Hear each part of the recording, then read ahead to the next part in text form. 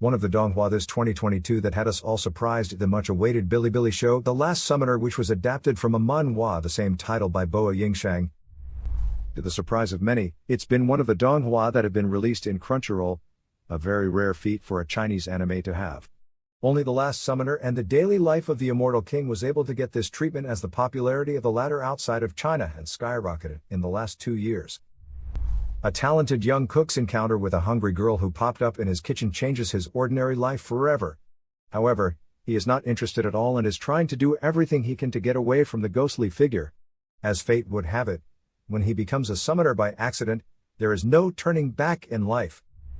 Since The Last Summoner just recently concluded last July 5th, it left many fans craving for more and wishing to discover more gems that will give them the same thrill and elements that make the journey of watching the series a worthwhile experience. 10 Donghua and anime like The Last Summoner. Noragami. Being able to have a familiar that can be summoned whenever they're needed to do the bidding of their master, such as the trope of Noragami that shares a similar vibe with The Last Summoner.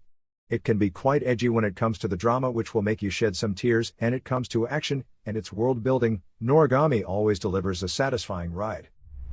Spirit Pact. Also known as Ling Chi, here comes one of the frontliners of Danmei in Chinese animation. Spirit Pact offers a contrasting ride to The Last Summoner, but somewhere down the path, the story still intersects at many crossroads. Ah, my goddess. Just like Dora, who appears to Iya in the world of the latter, turns upside down, and such is the story that this Japanese anime from the early 2000s has to offer. Ah, My Goddess is a superb ride of mixed emotions and with many elements to deliver. It was told eloquently, there's drama and humor, and we also have gorgeous goddesses who have their fair share of stories to tell. Hitch Hero. After being rejected, I shaved and took in a high school runaway. Not the fantasy adventure that you may be looking for, but the essence it shares with The Last Summoner is there. A pretty girl appeared to our main MC unexpectedly, and suddenly, his life take a sudden change. Oh, it definitely feels like Iya after meeting Dora, isn't it? Nonetheless, it doesn't need to be always explosive and literally magical, as even the simplest and ordinary story can still be magical and impactful in many ways. Chobits.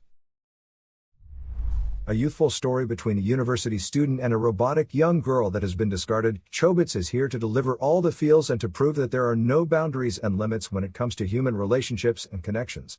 It's like the story of Iya and Dora, who are from different worlds, meet each other, and their destinies soon intertwined. Planting Manual.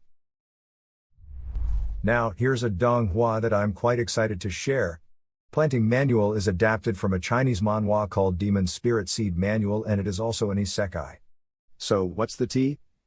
Well, we have fairies in here, just as beautiful as Dora from The Last Summoner. There's drama, humor, and action, some tidbits of romance, and a hell lot of melancholic moments with supernatural and fantasy elements, making the ride a worthwhile journey. Rift. Here's another Donghua on our list, and it is from the studio behind the Grandmaster of Demonic Cultivation. Thus, we can expect great quality when it comes to animation from this series. While the story may not be that similar to The Last Summoner, it does have the same vibes at its core. The fantasy adventure atmosphere is exuberating good in both series. Somehow it offers a unique plot on its own that I think can only be seen mostly in Chinese animation,